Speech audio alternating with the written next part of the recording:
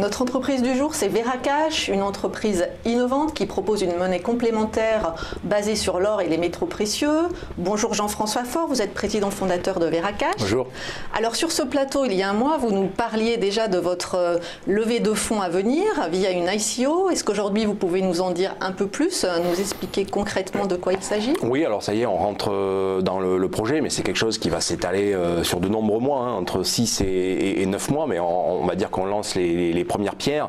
Alors pour ceux qui ne le savent pas, une ICO, c'est en fait une émission d'actifs numériques que vous pouvez acquérir contre des crypto-monnaies. Donc vous possédez des bitcoins, des Ethereum, et vous pouvez donc acheter le fameux token que l'on va émettre, donc en français un jeton.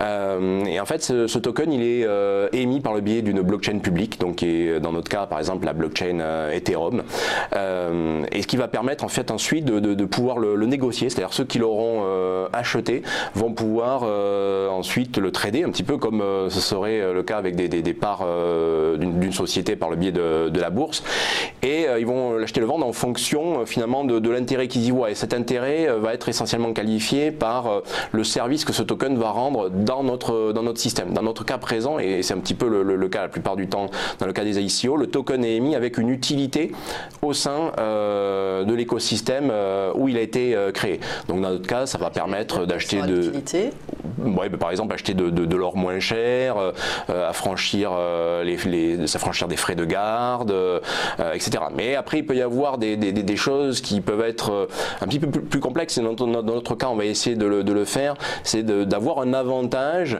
en fonction du fonctionnement de la plateforme. C'est-à-dire que plus il y aura de gens qui seront actifs, plus cet usage sera dynamique, et plus les possesseurs de tokens seront potentiellement récompensés à le posséder.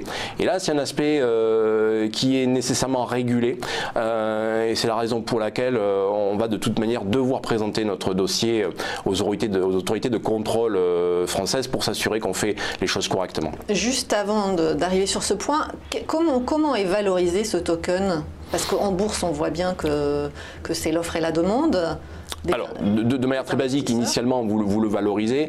Vous le valorisez avec des spécialistes? Initialement, c'est-à-dire que oui, effectivement, on s'entoure de spécialistes qu'on appelle des advisors, donc des gens qui sont là pour vous conseiller sur cette ICO. Et ça va être déjà en fonction du besoin que vous, en tant qu'entreprise, donc nous, Veracash, on souhaite lever de fonds. En fonction de ce besoin de lever de fonds, on appréhende le nombre de tokens que l'on va émettre, et donc la valeur unitaire de ce token. Et ensuite cette valeur va fluctuer en fonction très basiquement de l'offre et de la demande. Donc si votre entreprise a des nouvelles positives à annoncer, la valeur va partir à la hausse. Si au contraire, voilà, exactement. Donc c'est vraiment comme les valeurs boursières. Quelle durée de vie à peu près?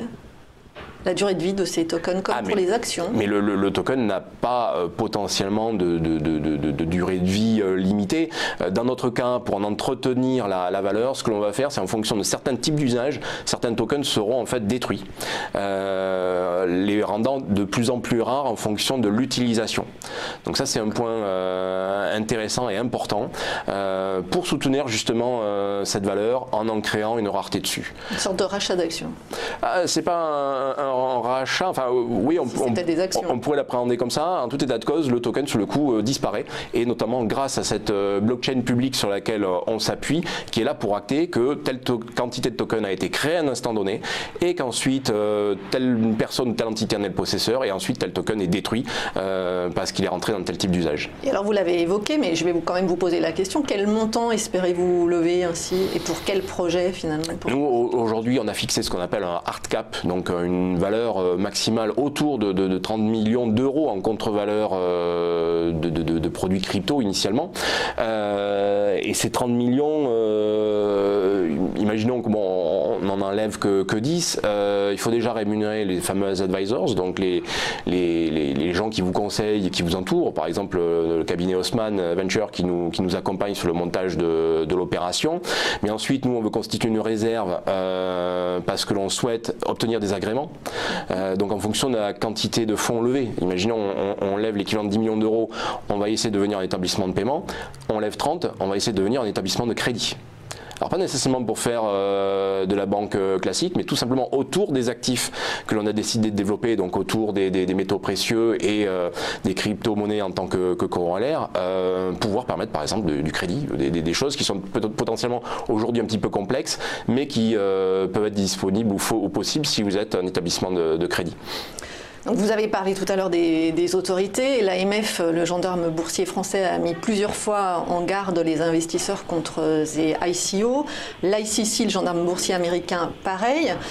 Vous ne redoutez pas un petit peu ce climat de défiance pour votre opération? Bon, le climat de défiance est normal parce que la fonction de ces autorités est de protéger le petit porteur, l'épargnant. Donc ça c'est tout à fait logique. Pour autant, il est important de pouvoir se mettre autour d'une table et ça c'est quelque chose que l'on souhaite faire avec eux parce que les règles du jeu s'inventent en se faisant. L'ICO c'est pas une intro en bourse. D'ailleurs si on compare une intro en bourse, par exemple l'ICO ne vous dilue pas, c'est pas un partage de parts sociales, etc. Donc c'est relativement différent. Un token est comme une sorte d'actif qu'on pourrait imaginer, un actif tangible, un élément de stock, donc c'est un peu particulier. Et donc c'est pour ça qu'il faut en discuter, surtout quand on est sur un montage un petit peu complexe comme le nôtre, et pour autant on veut pouvoir le faire en France. J'ai pas envie de faire cet ICO à Gibraltar ou à Malte comme le font certains. Ouais. Justement, j'allais vous dire, les banques centrales et le FMI hier encore, au travers de sa présidente Christine Lagarde, ont alerté sur le risque de blanchiment et de financement du terrorisme lié aux crypto-monnaies. J'ai envie de vous demander comment séparer le bon grain de l'ivraie dans ce domaine. Nous, la lutte anti-blanchiment et financement du terrorisme sont notre combat au quotidien, tout simplement parce que c'est dans nos valeurs et nous, il n'est pas question d'accepter quelqu'un qui nous prend pour une blanchisseuse. Et en tout état de cause, les autorités de contrôle, et dans notre cas c'est l'ACPR, donc qui est l'autorité de régulation des banques ou assimilées, qui nous contrôle sur cet aspect-là. Donc il n'y a même pas de sujet si on doit le faire ou pas, c'est une évidence. Alors ensuite, pouvoir contrôler l'origine des crypto-monnaies qui auront permis d'acheter nos fameux tokens, c'est effectivement quelque chose qui n'est pas nécessairement facile d'emblée, et pour autant on va s'y contraindre. L'idée étant par exemple d'essayer de détecter ceux qui auraient récupéré des bitcoins après les avoir rançonnés dans le cadre d'un piratage informatique et qui voudraient les transformer en tokens grâce à nous pour en fait faire perdre le fil et la traçabilité du méfait qu'ils avaient accompli. Donc ça, clairement, on va mettre tout en œuvre pour éviter ça et aller vers des investisseurs dignes de ce nom. Alors, votre dernier sondage réalisé il y a 15 jours par OpinionWay sur le thème « Les Français et l'or » montre justement que la défiance, elle n'est pas seulement vis-à-vis du Bitcoin, elle est aussi vis-à-vis de l'euro, curieusement. Oui, alors... L'euro, après, il faut moduler ça. C'est-à-dire que il ne faut pas voir comment dire, une sorte de combat des Français contre l'euro, parce que c'est une sorte de relation amour-dédain. Mais pour autant, l'euro est notre monnaie, donc c'est quelque chose que l'on ne discute pas.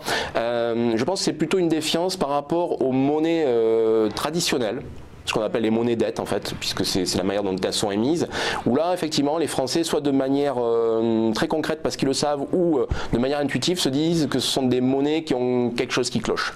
Ils disent que ce sont des monnaies qui ne sont peut-être pas en phase avec les accords que l'on doit tenir sur par exemple la COP21, ce sont des monnaies qui sont plutôt dans des logiques spéculatives, etc. Donc ils y voient quelque chose qui cloche, et ils se disent que l'or pourrait être une meilleure monnaie que l'euro, et là sur le coup ils sont assez nombreux à le penser puisqu'ils sont 38%, ce qui est en plus quelque chose qui part à la hausse par rapport à d'autres sondages qu'on avait fait dans le passé, et ils se positionnent aussi sur les crypto-monnaies. On a quasiment 20% des gens qui pensent que les crypto-monnaies peuvent être meilleures que l'euro, donc c'est assez incroyable. Et le plus drôle, c'est que d'ailleurs ceux qui se positionnent, ces fameux 20% quasiment sur les crypto-monnaies, considèrent à plus de 70% que l'or pourrait être une meilleure monnaie que l'euro.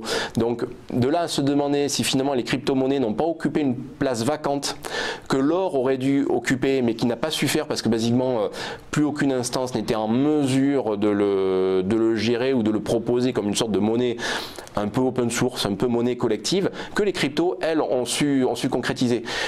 Et cette population qui dit à 19% oui que les cryptos pourraient être une meilleure monnaie que l'euro, le pense même plus que comparé au Bitcoin. J'allais vous dire, quelle perspective pour conclure pour votre monnaie complémentaire basée sur l'or? Écoutez, nous là clairement, ce sondage déjà nous prouve qu'il faut absolument qu'on s'accroche dans ce projet.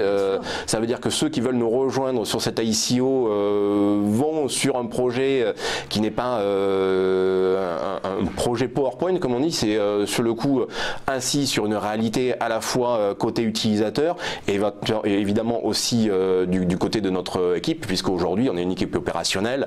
Veracash fait du chiffre d'affaires, on a des milliers d'utilisateurs déjà en France, donc maintenant l'idée c'est en s'appuyant sur ce socle, pouvoir rentrer dans une logique de croissance et de s'ouvrir au reste du monde et partager les valeurs qui nous animent. C'est tout ce qu'on vous souhaite. Merci Jean-François Faure, président de Veracash.